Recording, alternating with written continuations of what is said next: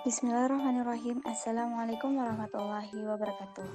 Pada video kali ini, kami akan menjelaskan tentang simulasi penanganan bencana, di mana kami akan menjelaskan tentang prabencana, saat bencana, dan pasca bencana.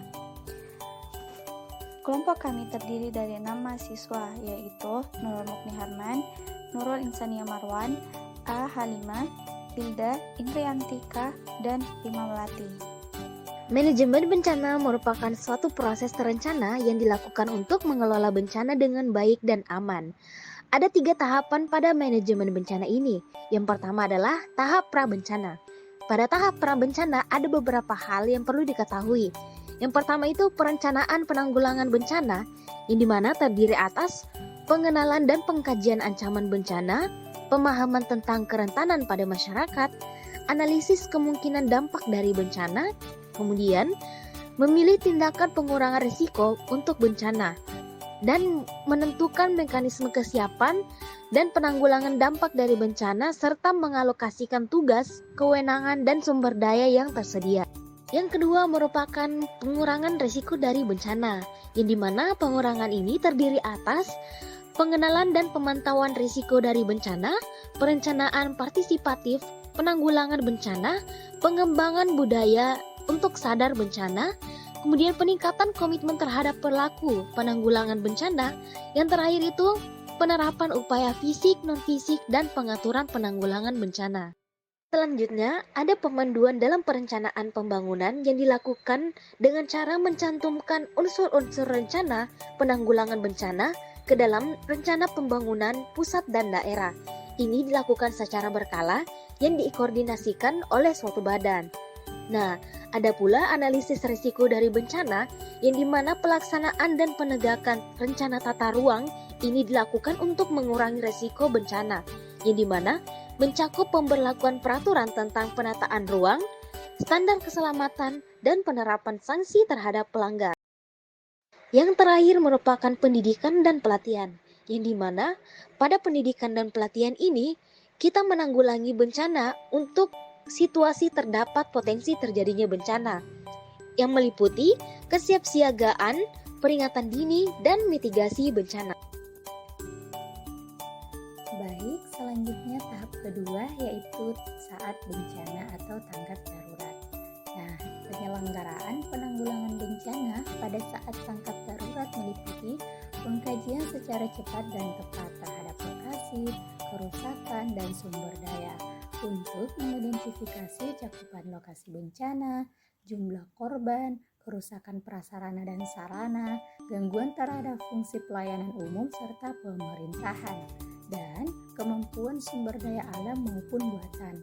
Kemudian, penentuan status keadaan darurat bencana.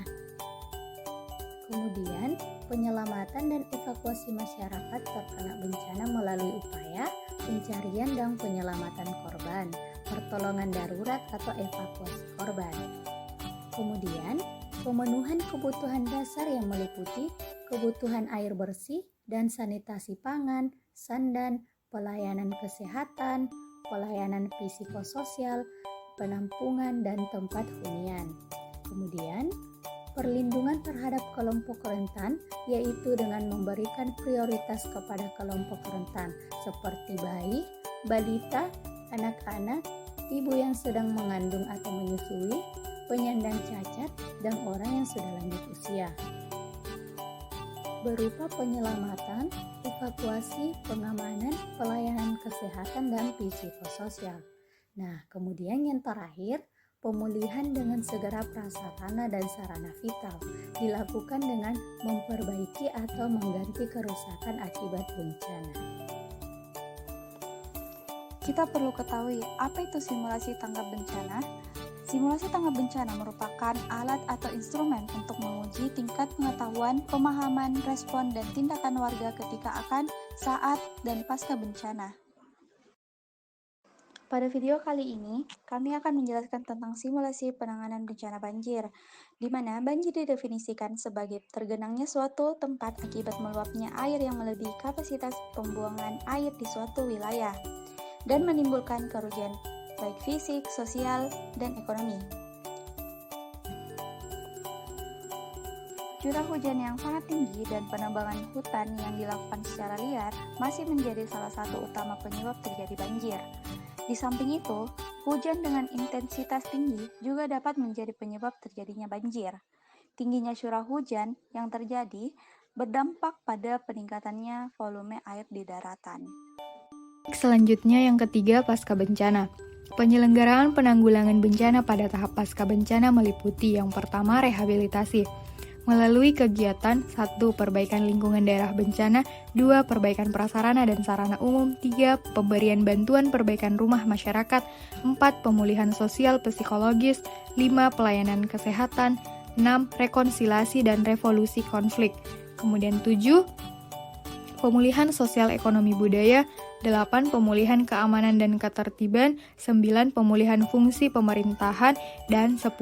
Pemulihan fungsi pelayanan publik. Kemudian tahap yang kedua yaitu rekonstruksi.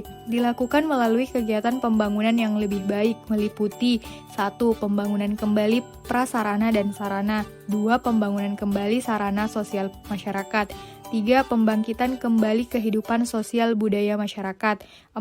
Penerapan rancang bangun yang tepat dan penggunaan peralatan yang lebih baik dan tahan bencana, 5. Partisipasi dan peran lembaga dan organisasi kemasyarakatan dalam dunia usaha dan masyarakat.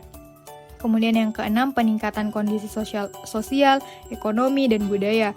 Kemudian yang ketujuh, peningkatan fungsi pelayanan publik. Kemudian yang kedelapan, peningkatan pelayanan utama dalam masyarakat. Sekian dan terima kasih.